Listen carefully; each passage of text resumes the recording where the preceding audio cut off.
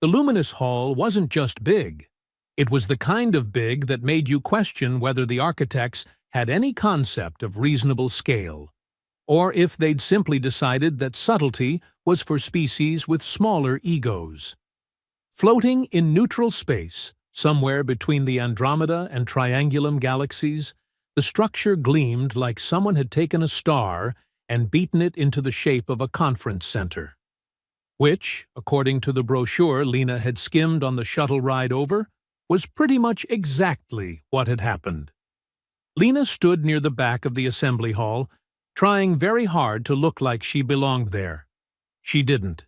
She was a mid-ranking human diplomat, whose primary qualification for this assignment was being in the office when her boss, Ambassador Hutchins, had eaten something that violently disagreed with his digestive system. The something in question had been a Quellan delicacy that resembled purple custard, and apparently contained a parasite that found human intestines absolutely delightful. So here she was, representing humanity at what everyone was calling the presentation of the impossible. Wearing her second-best suit, because her best suit was still at the cleaners, and wondering if the refreshment table in the corner served anything that wouldn't kill her. The hall itself was packed. And when you're talking about a gathering of hundreds of different species from across known space, packed takes on a whole new meaning. There were beings made of light standing next to beings made of what looked like angry smoke.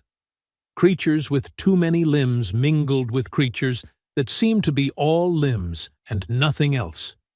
The translator implant behind Lena's ear was working overtime, turning the cacophony of clicks, whistles, telepathic broadcasts, and what sounded like aggressive humming into something her brain could process. It was giving her a headache. "Attention! Assembled representatives!" a voice boomed through the hall, somehow managing to sound authoritative in 600 languages simultaneously. "The presentation will now commence." The crowd shifted, a wave of anticipation rippling through species that had probably never agreed on anything in their entire evolutionary histories. Lena craned her neck, trying to see over a particularly tall delegate who appeared to be made entirely of crystalline structures that refracted light in nauseating patterns. That would be Uxmoth, according to her briefing notes. High Curator of Lost Things, which was apparently a real job title and not something someone had made up after too many drinks. Uxmoth was responsible for cataloging and preserving artifacts from dead civilizations, which seemed like depressing work, but probably had great job security. "For 3 cycles, we have studied the artifact," Uxmoth continued, their voice resonating like wind chimes in a hurricane. "It was discovered drifting in the void between, in a region of space so dead that even background radiation had given up and gone home. The object predates our current galactic cycle. It predates the infinite war. It may, in fact, predate the concept of dating things." Lena suppressed a snort. The translator implant sometimes struggled with metaphor, but she was pretty sure that last bit was accurate. "We have brought representatives from every major civilization, and quite a few minor ones." Uxmoth paused as several delegates made offended noises, "to witness the unveiling. Because this artifact, dear colleagues, is something none of us have seen in our lifetimes. Something that shouldn't exist, but does anyway, which is frankly the most interesting kind of something." The lights in the hall dimmed. Lena felt the air pressure change, a subtle shift that made her ears pop. In the center of the massive chamber, a platform began to rise from the floor, surrounded by a shimmering containment field that bent light in ways that made Lena's eyes water. And there it was, the throne. Calling it a throne felt inadequate, like calling a supernova a bit bright. It was a throne in the same way that a hurricane was a breeze. The thing seemed to exist in multiple dimensions at once, its edges sharp in some places and fuzzy in others, as if it couldn't quite decide which reality it wanted to fully commit to. The material, if it was material, shifted between colors that Lena was pretty sure didn't exist in normal space. Midnight blue bled into a gold that hurt to look at, which then dissolved into something that her brain kept trying to interpret as the color of forgotten promises. The seed itself was carved, grown, formed, with intricate patterns that seemed to move when you weren't looking directly at them. Inscriptions covered every surface, symbols that predated any known language, twisting and flowing like water frozen mid-splash. "Holy hell," Lena muttered under her breath. "Indeed," said a voice next to her. She jumped, turning to find a floating jellyfish-like creature bobbing at shoulder height. Translucent tentacles drifted in a non-existent current, and somewhere in the gelatinous mass, bioluminescent organs pulsed with soft light. Impressive, is it not? I am Kelip of the Merchant Guilds, and you are the human replacement, yes? Lena tried not to feel insulted by the phrasing. Lena, Human Diplomatic Corps. And yeah, I'm the replacement. Lucky me. Luck is simply probability wearing a fancy hat, Kelip said, which was either profound or nonsense. Possibly both. I wonder which of us will claim it. Claim it? Lena frowned. I thought this was just a presentation. You know, look, but don't touch. Take some hollows. Write a strongly worded report. Kelip's tentacles rippled in what might have been amusement. Oh, you really are new to this. Every species here believes the throne might belong to their ancestors. Whoever can prove ownership stands to gain not just the artifact, but the legitimacy that comes with it. Imagine being able to say, your people built something that survived the death of entire galactic civilizations. Sounds like a great way to start a war, Lena said. Yes, Kelip agreed cheerfully. Yes, it does. Before Lena could respond, another voice cut through the murmur of the crowd. This one was deeper, with an edge that suggested its owner had gargled gravel for breakfast and enjoyed it. Enough spectacle, the voice boomed. Show us the proof, curator, or admit this is a waste of resources. Lena located the speaker, a massive being with 6 arms, each ending in hands that looked capable of crushing steel. Hoxun, her briefing notes supplied helpfully. Military commander of the Phalanx Collective. Known for being direct, aggressive, and having exactly 0 patience for what he considered bureaucratic nonsense. Uxmoth's crystalline form chimed with what might have been irritation. Commander Hoxun, as always, your patience is an inspiration to us all, by which I mean you have none, and it's exhausting. A ripple of laughter, or the alien equivalent, spread through parts of the crowd. Hoxun's expression, insofar as Lena could read it, didn't change. The throne, Uxmoth continued, was supposed to recognize its creators, or rather, their descendants. According to the preliminary scans, it contains some form of identification protocol. When the rightful inheritors approach, it should react. Should? Hoxun seized on the word like a predator spotting weakness. You mean you don't know? I mean, Uxmoth said with exaggerated patience, that we're dealing with technology older than most of our star systems. Should is the best we can do without actually testing it, which is why you're all here, so we can test it. Do try to keep up, Commander. Lena was starting to like Uxmoth. We will proceed in order of galactic seniority, Uxmoth announced. The eldest collective will approach first. A delegation of beings that looked like ambulatory trees shuffled forward. They moved with the kind of slow dignity that came from being one of the oldest spacefaring species in known history. Their representative, whose name Lena's translator rendered as something like "whisper of autumn leaves, but make it ominous," approached the throne with reverence. The throne did absolutely nothing. No glow, no hum, no mystical recognition. It just sat there, looking expensive and old and completely indifferent to the ancient tree being standing in front of it. Whisper of autumn leaves. But Make It Ominous retreated, looking disappointed in a way that transcended species barriers. "Next," Uxmoth called. One by one, representatives approached. The crystalline hegemony, the void swimmers, the hive of infinite thought. Species after species, each with their own reasons for believing the throne might be theirs, each walking away empty-handed.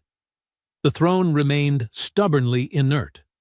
Lena found herself getting bored. She'd shifted her weight. From foot to foot, approximately 600 times. She'd counted the number of different species present. She'd gotten to 83 before losing track. She'd contemplated the refreshment table again and decided that nothing there looked worth the risk of spending the next 3 days in a bathroom. She'd even started filing her nails with the edge of her datapad, which was probably not what the device was designed for, but worked surprisingly well.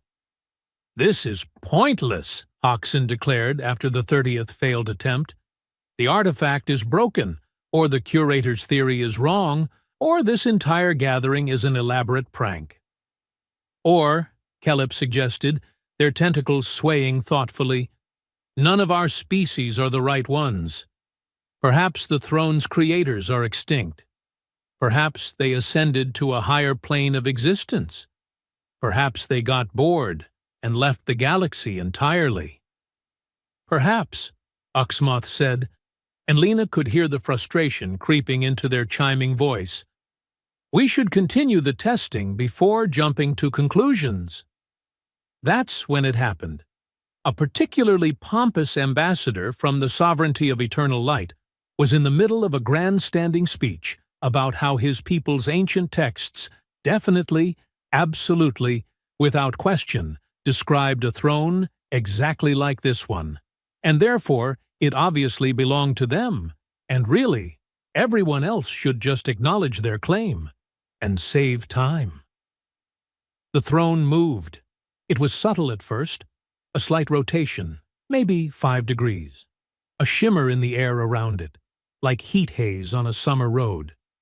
The inscriptions on its surface seemed to pulse, once, twice, with a light that was there and gone so fast that Lena almost thought she'd imagined it.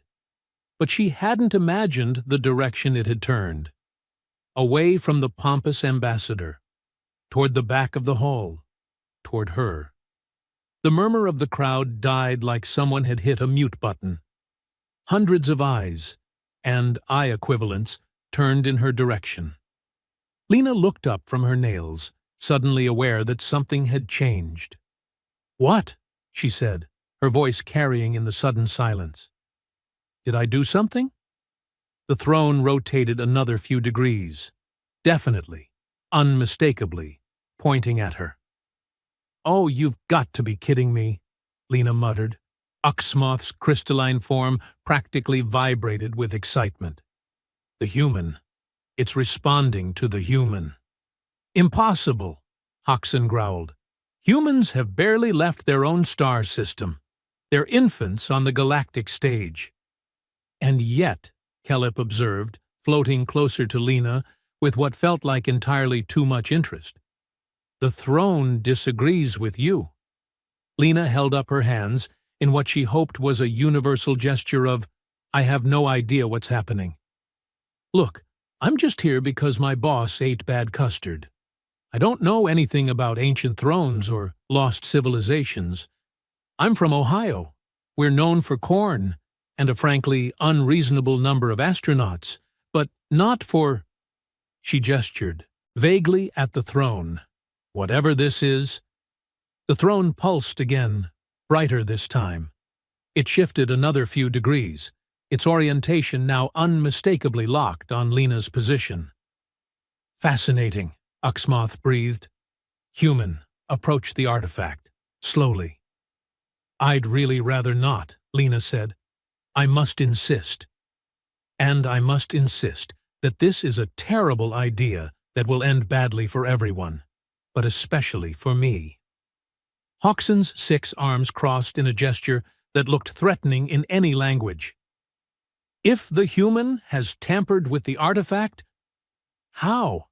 Lena interrupted, her patience finally snapping. How would I have tampered with it?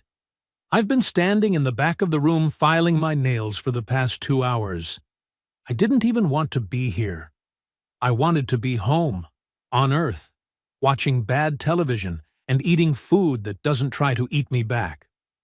But no, Ambassador Hutchins had to try the purple custard, and now I'm apparently being accused of what, exactly? Hacking an ancient throne with my mind? Using my incredible human superpowers of being confused and underpaid? The throne pulsed again, stronger this time. The light from the inscriptions spread across its surface like wildfire, and for a moment, just a moment, Lena could have sworn she heard something. Not a sound, exactly. More like a feeling, a whisper at the edge of her consciousness. A question. Why? Why is it doing that? Lena asked, and she genuinely wanted to know. Seriously, why? What did I do? The throne blazed with light, bright enough that delegates shielded their eyes or their eye equivalents. The containment field around it flickered, struggled, and then stabilized. And in the stunned silence that followed, Uxmoth began to laugh. It was a strange sound, like wind chimes being thrown down a staircase, but it was definitely laughter. Oh, the curator said. Oh, this is going to be interesting. The council chamber they'd moved her to was smaller than the main hall, which meant it only felt like being inside a cathedral instead of inside an entire planet. Lena sat in a chair that had been hastily requisitioned from somewhere, probably because nobody had anticipated needing furniture for a human who was supposed to be a background character in this whole affair.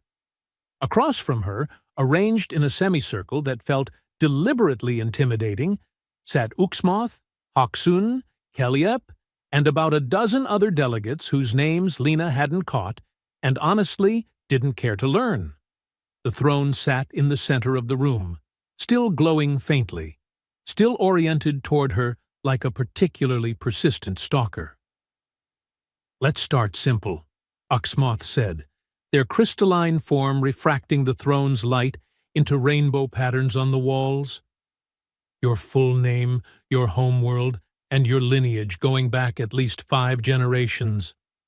Lena, Earth, and I have no idea about my lineage because my family tree is less carefully documented, and more, we think great-grandma might have been from Poland, but nobody's really sure.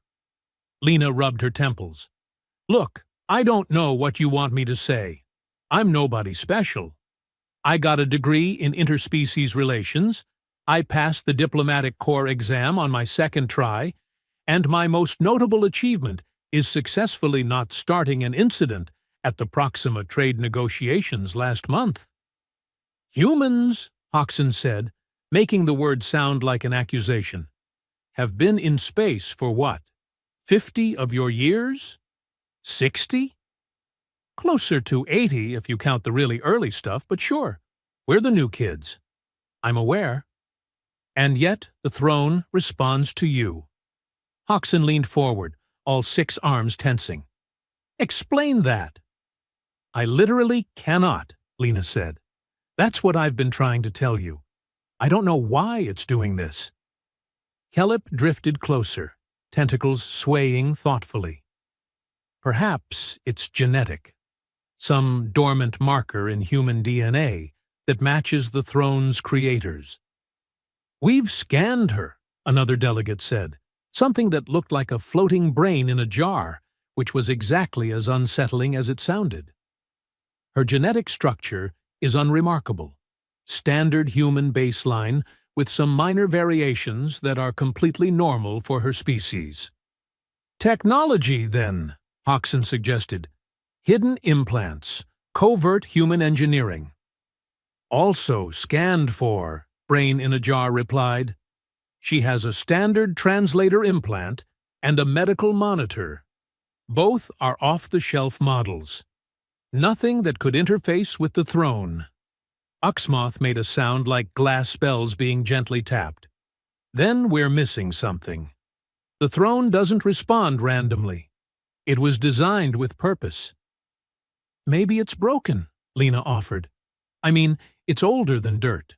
Older than most dirt.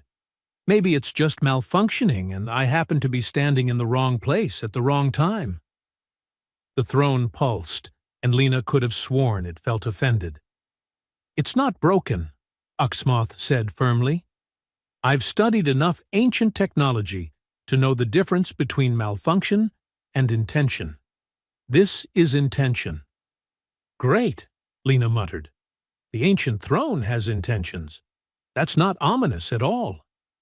They ran more tests. They had her walk around the room while monitoring the throne's orientation.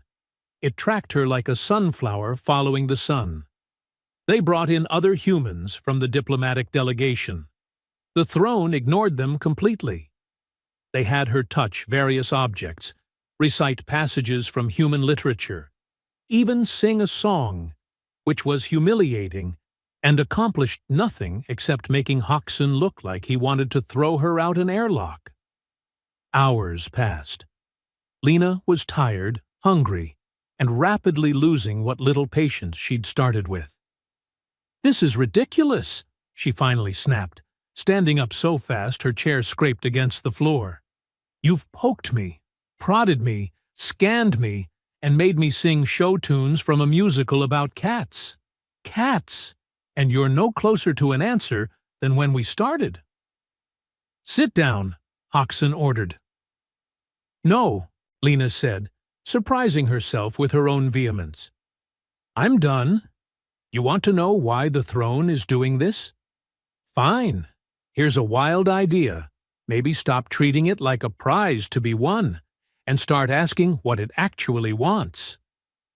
The throne blazed with light, so bright that everyone in the room flinched, except Lena, who was too angry to care. Maybe, she continued, her voice rising, it's not about who made it.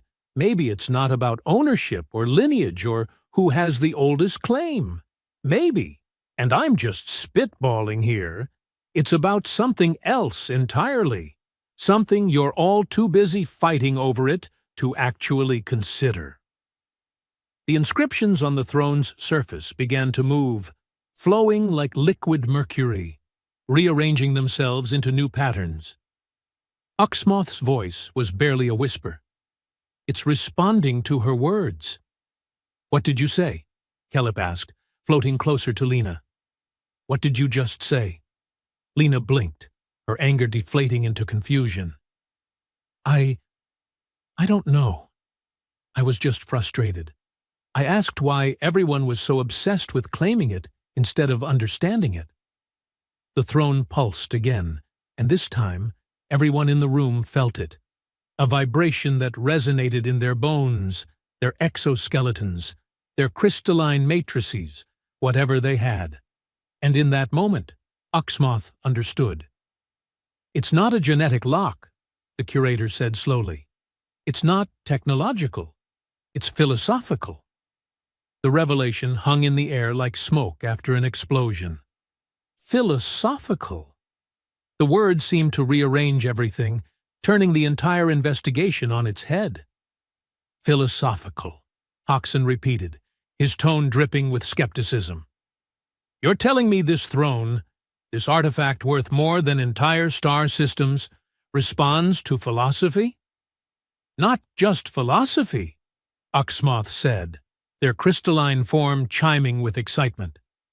Intent, perspective, the way someone thinks about power itself.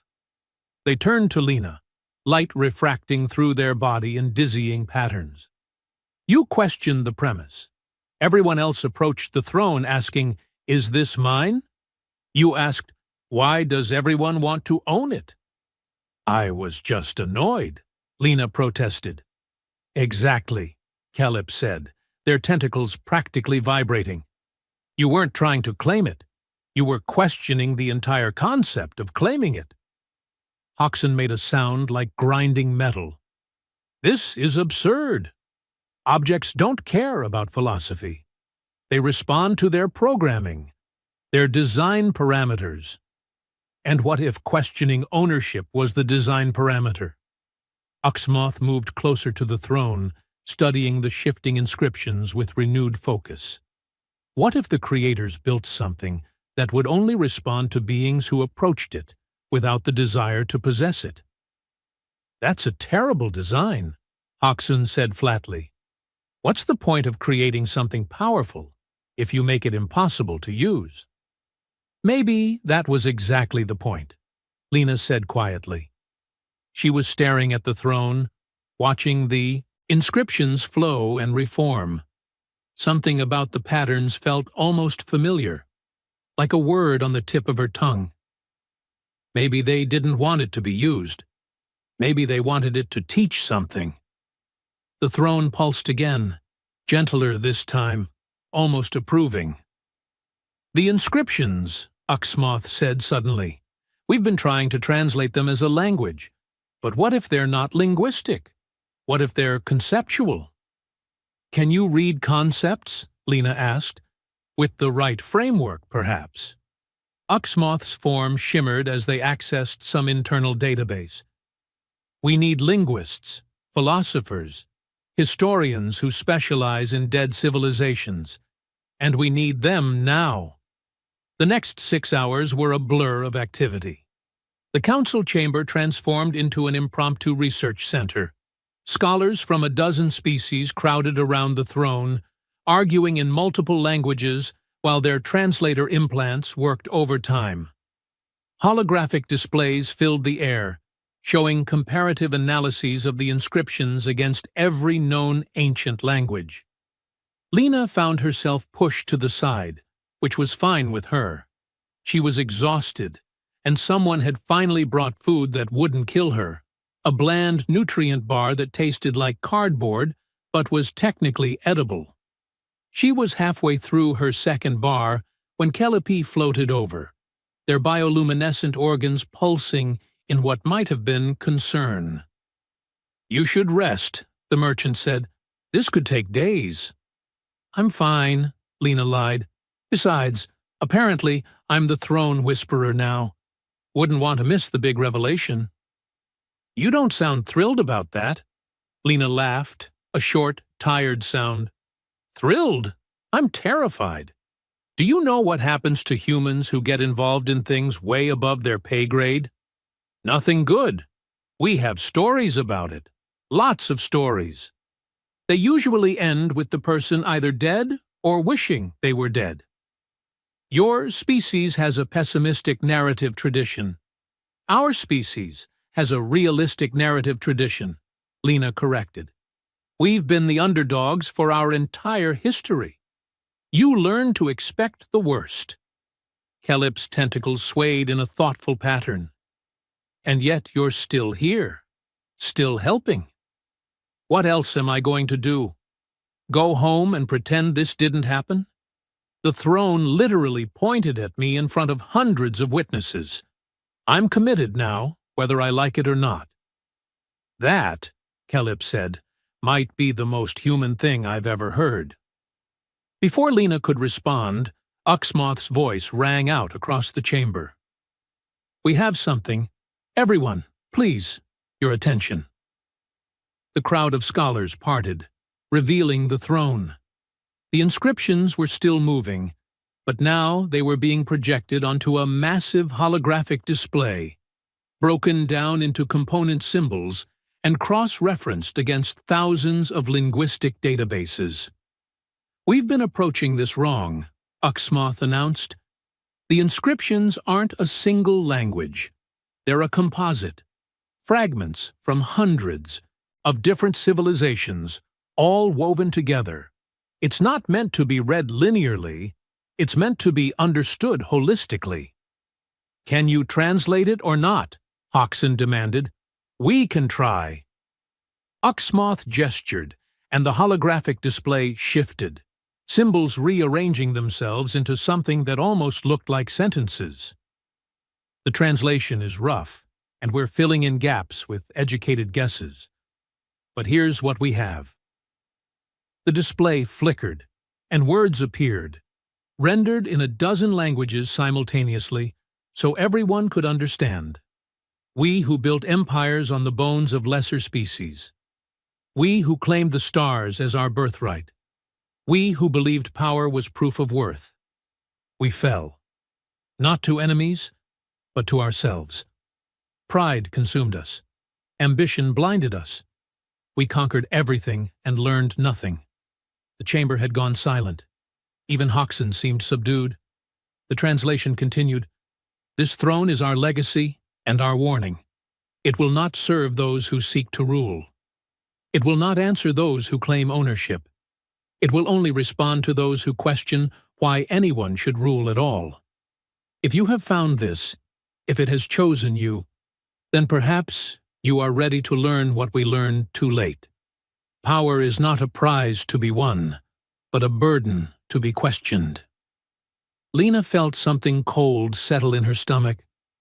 They destroyed themselves. It would appear so, Uxmoth said softly. The civilization that built this throne, they were conquerors, imperialists. They spread across their galaxy, subjugating other species, claiming everything they touched. And eventually, they turned on themselves. The throne is all that's left. A warning, Kelip murmured. They left a warning.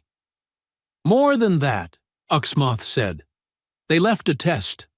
The throne was designed to find species, or individuals, who had the wisdom they lacked, who could look at power and question it instead of grasping for it. Hoxton's 6 arms were crossed tightly against his chest. And the human passed this test by accident.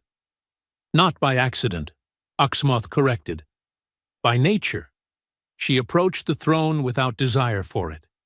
She questioned our motives instead of asserting her own. That's what the throne was waiting for. So what now? Lena asked. Her voice sounded small in the vast chamber. What does it want from me? There's more, Uxmoth said, gesturing at the display. The final section of the inscription. It's difficult to translate. The concepts don't map cleanly onto modern languages. Try, Lena said. The display shifted again, new words appearing. To the one who questions, we offer knowledge. The sum of our civilization, our history, our mistakes. Technology that could reshape galaxies. Wisdom purchased with the blood of billions. It is yours if you choose to accept it. But know this, accepting our legacy means accepting responsibility for ensuring it is never misused. You will become the guardian of our sins. You will carry the weight of our failures. Choose wisely. The chamber erupted into chaos. Technology that could reshape galaxies? Hoxton was on his feet, all 6 arms gesturing emphatically. That knowledge belongs to the galactic community, not to one individual. The throne chose her, Kelliop pointed out. By its own design, the knowledge is hers to claim. Unacceptable, another delegate shouted. Humans are too young, too inexperienced, too dangerous, someone else added. Give them that kind of power, and they'll become exactly what the throne's creators were. Lena listened to them argue, watched them descend into accusations and counter-accusations, and felt something shift inside her. A clarity, cold and sharp. Stop, she said. Nobody heard her. Stop, she said again, louder. The arguing continued. Stop, Lena shouted, and this time The throne amplified her voice somehow, making it boom through the chamber like thunder. The silence was immediate and absolute. Lena took a breath, trying to organize her thoughts. You're all doing it again. Fighting over who gets to control it. Who has the right to claim it? You learned nothing from the translation. The human is right, Oxmoth said quietly. Of course I'm right, Lena snapped. The throne literally just told us it was built by a civilization that destroyed itself through exactly this kind of thinking, and your first instinct is to do the same thing. It's like watching someone step on a rake and then lining up to take your turn. Then what do you suggest? Hoxton asked, his tone challenging. Lena looked at the throne, at the flowing inscriptions, at the ancient warning left by beings who had learned wisdom too late to save themselves. She thought about Earth, about humanity's own bloody history of empires and conquest, and the slow, painful lessons learned from countless mistakes. I suggest, she said slowly, that the knowledge doesn't belong to anyone. Not to me, not to humanity, not to any single species. Explain, Oxmoth said. The throne's creators wanted someone who would question power, right? Well, here's my question. Why should anyone have exclusive access to this? Why should it be hoarded instead of shared? Lena gestured at the assembled delegates. You're all terrified of what would happen if one species controlled this knowledge. So don't let that happen. Make it a coalition, a shared archive. Every species gets access, but no species gets to weaponize it. Impossible to enforce, Hoxton said immediately. Difficult to enforce, Lena corrected. Not impossible.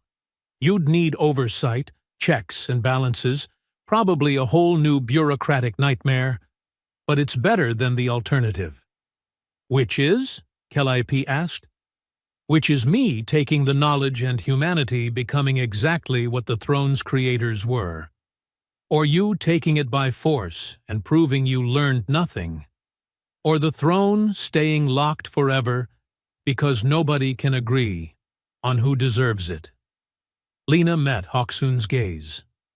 Those are your options. Pick one. The throne pulsed, and for a moment, Lena felt something. Not quite a voice, but an impression. Approval, maybe, or recognition. The test wasn't just about questioning power. It was about what you did with it once you had it.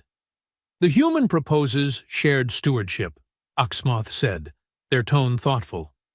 The knowledge preserved in neutral space, accessible to all, controlled by none. It would require unprecedented cooperation, Calliope observed. Yes, Lena agreed. It would. And maybe that's the real test. Not whether one person or one species is worthy, but whether all of us together can be better than the civilization that built this thing. Hoxton was quiet for a long moment. Then, slowly, he uncrossed his arms. I don't like it. I'm not asking you to like it, Lena said. I'm asking you to think about what happens if we don't do it. The Phalanx Collective will need guarantees, security protocols, verification systems. Fine, we'll build them. The merchant guilds will want economic considerations addressed, Calliope added. Also fine. Oxmoth's crystalline form chimed softly.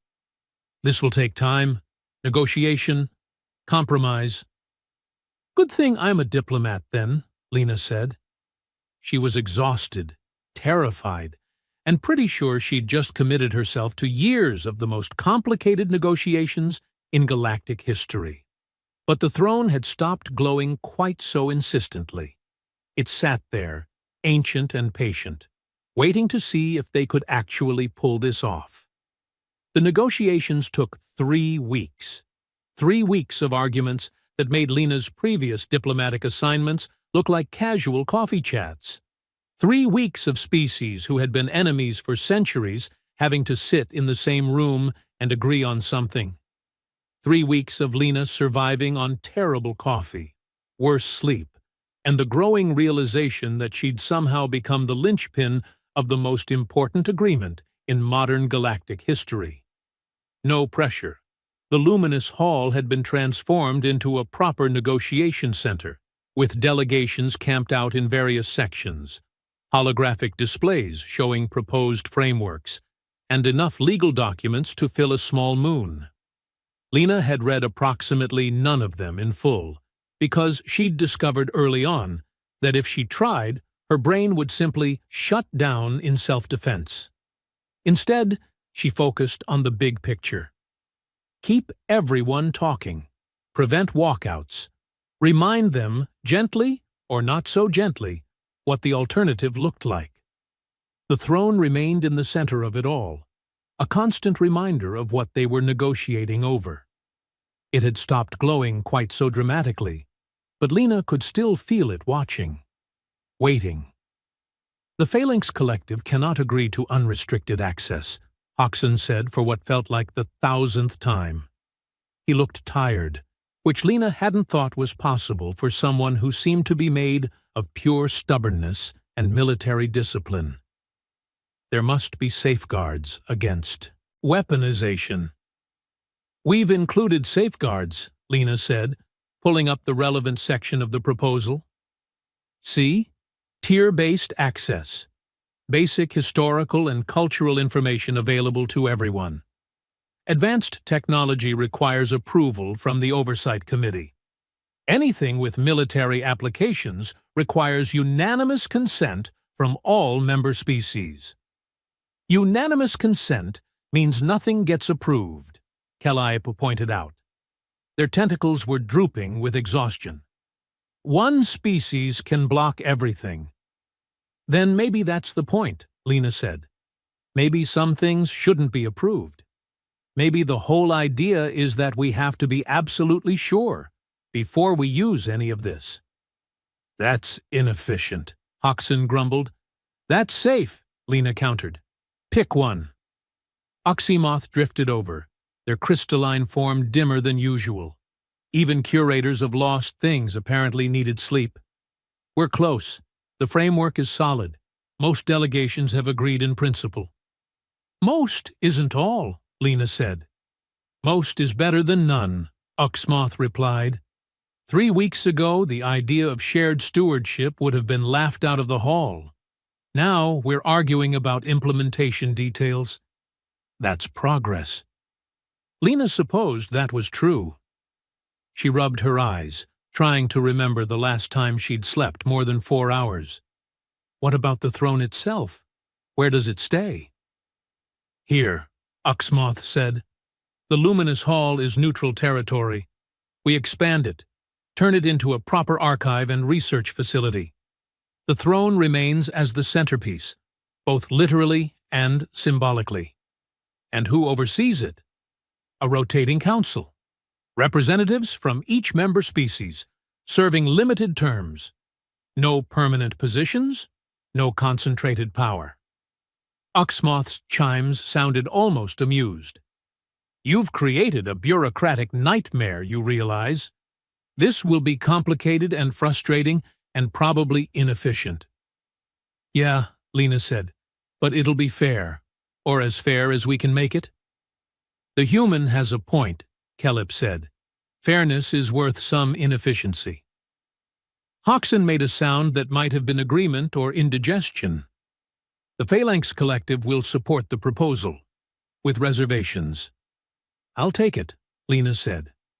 The final vote happened on a morning that Lena had stopped being able to distinguish from any other morning. Time had become a blur of meetings and negotiations, and increasingly desperate attempts to find food that wouldn't make her sick. The delegations assembled in the main hall, the same space where the throne had first been presented. It felt like years ago instead of weeks. Lena stood near the front, trying not to look as nervous as she felt. Oxymoth presided over the proceedings, their voice carrying through the hall. "We are here to ratify the Accord of Shared Stewardship. The throne and its knowledge will remain in neutral space, accessible to all member species under the terms we have negotiated. This is unprecedented. This is, frankly, insane. And yet, here we are. A ripple of what might have been laughter spread through the crowd. "All in favor?" Uxmoth asked. The vote wasn't unanimous. 3 species abstained, citing concerns about security or sovereignty or various other objections that Lena had heard so many times she could recite them in her sleep. But the majority voted yes. The accord passed. The throne pulsed once, a gentle wave of light that spread through the hall like a sigh of relief. Or maybe that was just Lena projecting. "It's done," Caleb said, floating beside her. "You did it." "We did it," Lena corrected. "I just asked the right questions. Everyone else did the actual work." "Don't be modest. It's unbecoming." Lena laughed, surprised she still could. "I'll try to remember that." The throne's inscriptions began to shift, flowing into new patterns. Uxmoth approached it carefully, scanning the changes. "It's unlocking. The knowledge is becoming accessible." "All of it?" Hoxton asked, suddenly alert. "The historical records, certainly. The cultural archives. The warnings and lessons." Uxmoth paused, their form chiming softly. "The advanced technology is still locked. It's waiting." "For what?" Lena asked. "For proof that we can handle what we already have. The throne isn't just going to hand over galaxy-reshaping technology because we signed an agreement. We have to earn it. Show that we've actually learned something."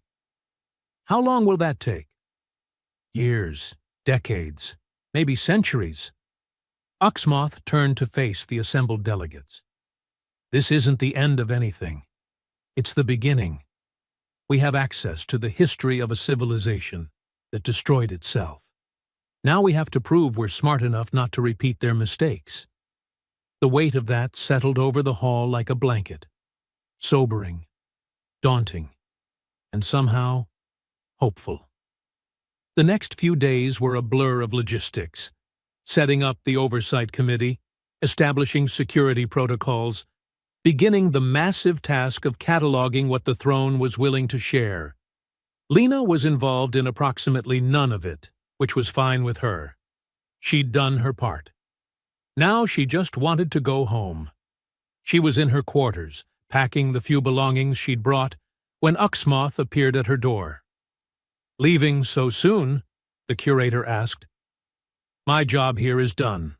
Time to get back to the regular diplomatic work. Trade negotiations, border disputes, the boring stuff." "You could stay, help oversee the archive. You're the one the throne chose, after all." Lena shook her head. "The throne chose me because I didn't want power. Staying here, becoming some kind of guardian or overseer, that feels like missing the point." "Wise," Uxmoth said, "and very human. I'll take that as a compliment." It was meant as one. Uxmoth's crystalline form chimed softly. "The galaxy is going to change because of what happened here. Slowly, probably. Messily, certainly. But it will change." "Good," Lena said. "It could use some changing." She returned to Earth 3 days later, stepping off the shuttle at the Diplomatic Corps headquarters and immediately being swamped with debriefing requests, interview demands, and approximately 6,000 messages from people who wanted to talk to the human who'd somehow negotiated the most important accord in galactic history. Lena ignored all of it. She filed her expense report, which was rejected because apparently preventing a galactic incident wasn't a valid justification for the minibar charges. She wrote a brief summary of events that was immediately classified above her clearance level. And then she went home. Her apartment was exactly as she'd left it. Small, cluttered, comfortable.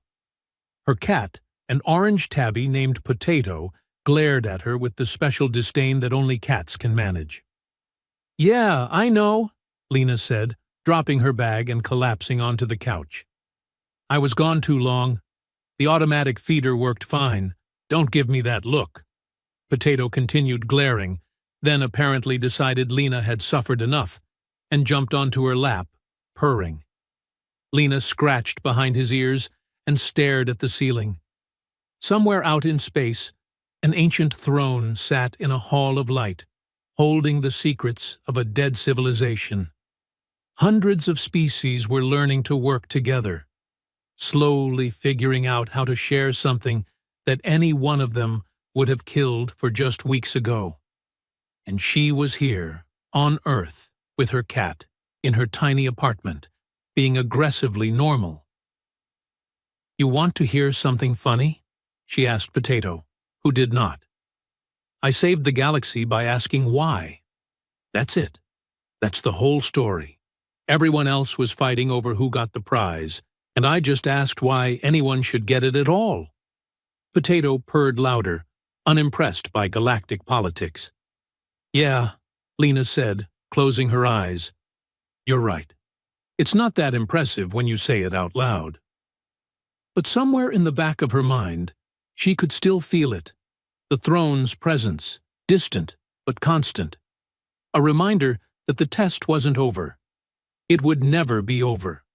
Every generation would have to ask the same questions, make the same choice between grasping for power and questioning why power should be grasped at all.